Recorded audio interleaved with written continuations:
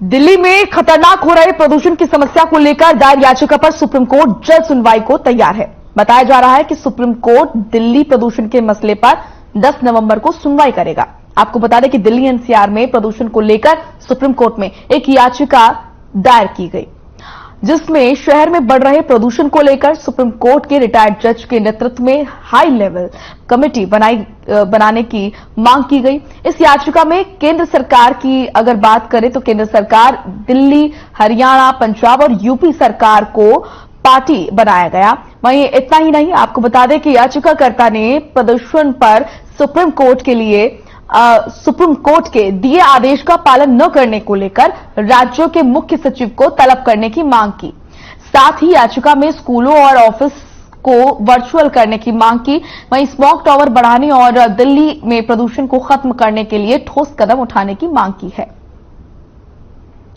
तो प्रदूषण का स्तर इतना ज्यादा बढ़ गया है कि अब यहां पर कोर्ट की तरफ से हस्तक्षेप किया जाएगा।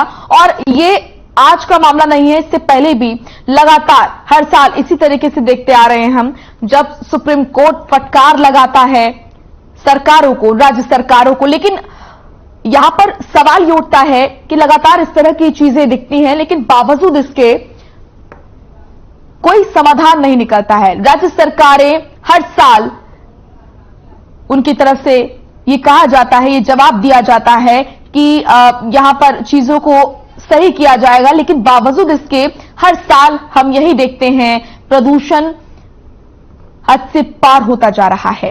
और आज स्थिति ये है कि ज्यादा हम देख रहे हैं, ज्यादातर जो राज्य हैं वो गैस चैम्बर बनते हुए नजर आ रहे हैं।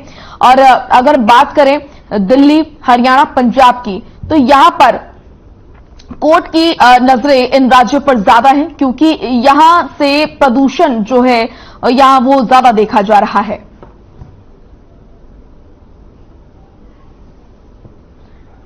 तो आपको बता दें कि कोर्ट 10 नवंबर को सुनवाई करेगा। दरअसल कोर्ट में याचिका दायर की गई प्रदूषण को लेकर, दिल्ली में जिस तरीके से प्रदूषण हो रहा है और हरियाणा, पंजाब में पराली जलाए जाने के कारण जो प्रदूषण फैल रहा है, उन तमाम चीजों को लेकर इस याचिका में बात रखी गई।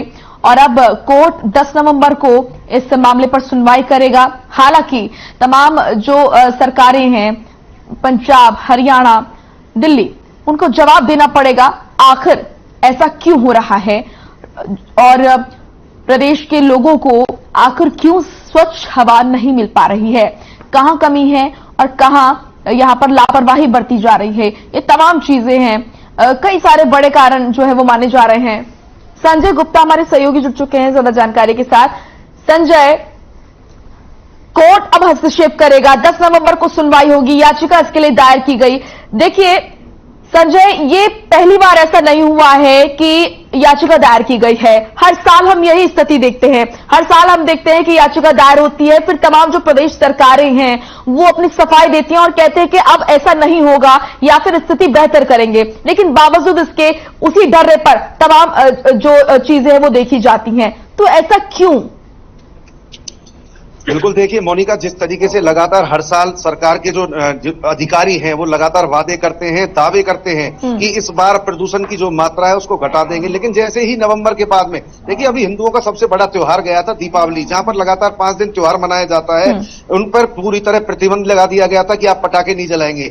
हिंदुओं ने ग्रीन पटाखे जलाए या नहीं जलाए, चलिए कोई बात नहीं है। बहरहाल उसके बाद की जो स्थिति है, दीपावली को निकले काफी समय हो गया है, लेकिन अब देखिए दीपावली के बाद लगातार AQI जो मापदंड है वो लगातार प्रदूषण बढ़ता जा रहा है। 550 से ज्यादा आज टेम्परेचर नापा गया था। तो कहीं ना कहीं फरीदाबाद जो वासी हैं पूरी तरह गैस के चैम्बर में रहने के लिए मजबूर हैं, लेकिन सरकार के जो अधिकारी हैं उन पर जू नहीं रेंग रही है। देखिए ये अलग अलग तरीके बताते हैं कि पराली से पॉल्यूशन फैल रहा है, या फिर हम बात करें उद्योगों से पॉल्यूशन फैल रहा है। लेकिन अगर हम फरीदाबाद की बात करें, हालांकि पूरे हरियाणा के जो हालात है वो जस के तस हैं। सड़कों के चारों तरफ मैं कैमरे की नजर से दिखाना चाहूंगा कि इस तरीके से ये सेक्टर 15A फरीदाबाद का एरिया है। यहाँ पर आप देख सकते हैं, यहाँ पर आप देख सकते हैं कि यहाँ पर जो पूरा एरिया है मिट्टी से अटा हुआ है। यहाँ पर अगर कोई गाड़ी निकल कर जाती है तो वो पूरी तरह धूल उड़ाते हुए जाएगी। तो कहीं ना कहीं जहां पर अधिकारियों ने सड़क का निर्माण तो करा दिया, लेकिन सड़क के साथ में जो किनारे हैं, ना वहां कोई पौधारोपण हुआ, ना वहां की सफाई हुई।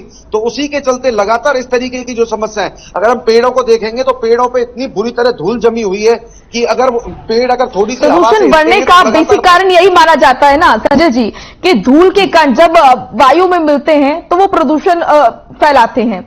बैक टू बैक चीजें अगर हम देखें, दिवाली, उसके बाद कंस्ट्रक्शन का वर्क कहें, या फिर व्हीकल ज्यादा से ज्यादा इस्तेमाल होना, गाड़ियां हम देखते हैं कि सड़कों पर बहुत ज्यादा सरपट दौड़ती हैं, इन पर भी किसी ना किसी तरीके से रोक लगनी चाहिए। किस तरीके से, कौन से दिन कौन सी गाड़ी चले, क्योंकि ये भी बहुत बड़ा कारण, देखिए पराली कारण है ही, लेकिन इसके अलावा भी कई सारे ऐसे कारण हैं, कई ऐसी फैक्ट्रियां हैं जो कि पर्यावरण को नुकसान पहुंचा रही हैं। तो इसको लेकर भी कई सारे मुद्दे हैं जिन पर विचार विमर्श होना बहुत जरूरी है। बिल्कुल, देखिए मोनिका, पराली एक अकेला कारण नहीं है। इसके अलावा अगर उद्योगों की बात करें, उद्योगों की हालांकि जो भागीदारी बताई जा रही है प्रदूषण में, वो 2% बताई जा रही है, लेकिन सभी कारक जिम्मेवार हैं। चाहे हम डीजल की गाड़ियों की बात करें, डीजल की गाड़ियों पे 10 साल के बाद एनसीआर में प्रतिबंध है, बावजूद इसके हजारों गाड़ियां एनसीआर में दौड़ी देखी जा सकती हैं। बात करें हम ऑटोज की, जो कि डीजल से चलते हैं, लगातार उनकी फिटनेस पे सवाल उठाए जाते हैं, बावजूद इसके ऑटो चलते रहते हैं। हम बात करें कि रात में वायर नहीं जलाई जाएंगी, रबड़ नहीं जलाई जाएगी, कूड़ा नहीं जलाया जाएगा, तो इस तरीके की जो तमाम चीजें हैं सरकार प्रतिबंध लगाती है, लेकिन अधिकारियों की लापरवाही के चलते इस तरीके के काम होते रहते हैं, जिससे कि पॉल्यूशन का स्तर बढ़ता जाता है। देखिए, बिल्डिंगों के निर्माण पर रोक लगा दी गई है, वहां पर जो निर्माण सामग्री है उस पर रोक है कि आप अगर वहां पर निर्माण सामग्री रखेंगे तो उसको ढककर रखा जाएगा, पानी का छिड़काव लगातार किया जाएगा, बावजूद इसके अधिकारी लापरवाही बरतते हैं।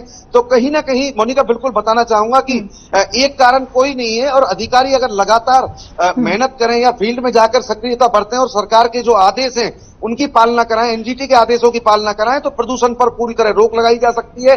और मानव जीवन के लिए जितना जरूरी यहाँ पर ऑक्सीजन की जरूरत है, उतना प्रदूषण ना फैले, उसको लेकर सजगता बरती जा सकती है, लोगों को जागरूक किया जा सकता है।